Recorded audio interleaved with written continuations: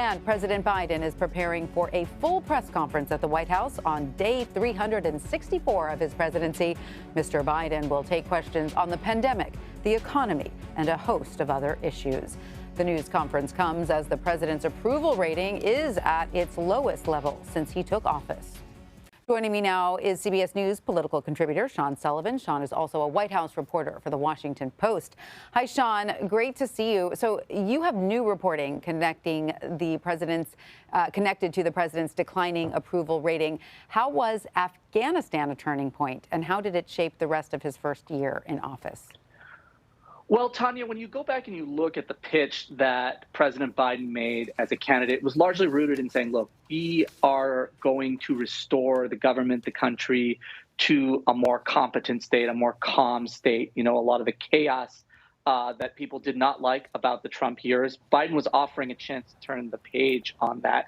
And for the first part of his first year in office, you saw him generally receive pretty high marks from the American public. They liked what he was doing overall. They liked what he was doing on the pandemic. But then, during the summer, we saw this moment, this very, very chaotic withdrawal from Afghanistan that I think a lot of people still remember, seeing these images on TV of what was going on the ground and how badly the administration was struggling to deal with what was happening. And this came at a time when we saw the Delta variant starting to take a foothold in the U.S. So we saw, a lot of improvement in the pandemic in the first part of 2021. That started to turn around too. And I think in the big picture, it started to erode people's trust in that central promise, that idea that he could bring the country back to a more calm, contained state. A lot of people, I think, felt at the time that things looked somewhat chaotic to them. Things looked somewhat unpredictable to them, both when it comes to Afghanistan and the pandemic. And at the time, there was a major campaign happening, the Virginia governor's race. That was sort of a turning point when you talk to campaign officials who ran. Terry McAuliffe, the Democrat who lost in Virginia's campaign, they saw their polling, they say, turn around, coinciding with the Afghanistan withdrawal. They were never really able to bounce back after that, is what they told us. And so it really was sort of a turning point that, I think to a lot of Democrats and to a lot of Americans kind of embodied the struggle that President Biden had in his first year in office to project a sense of calm, a sense that they were capable, that they were in control of the situation on various fronts. And John, there was no then bump in the polling when that infrastructure bill was passed, that bipartisan legislation? I remember back to that moment and how much White House officials and the president himself seemed happy and relieved to get that across the finish line. But we should remember how long and how grueling that road was. It took months and months of negotiations. It sort of proceeded in fits and starts.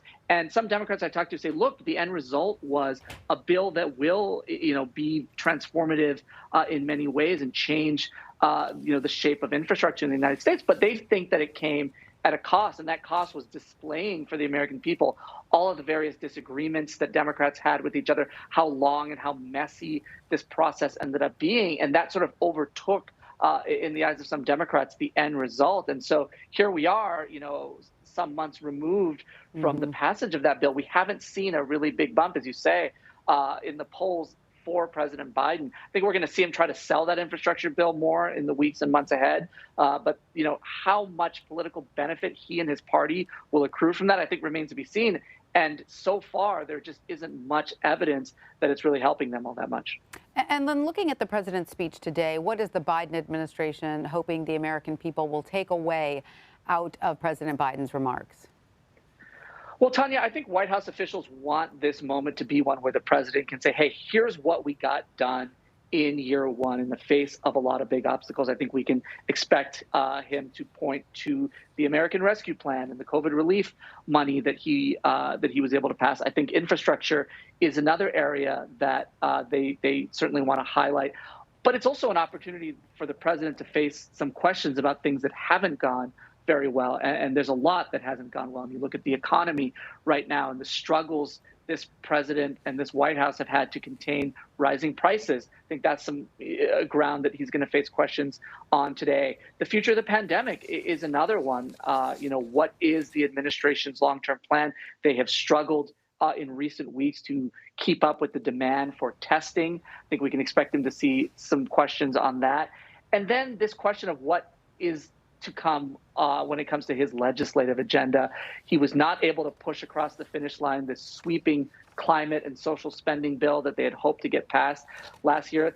That's sort of been left in limbo right now. What is the path ahead for him on that? I think some Democrats also are looking for sort of a political blueprint from President Biden. We're in a midterm year. There are going to be elections this November.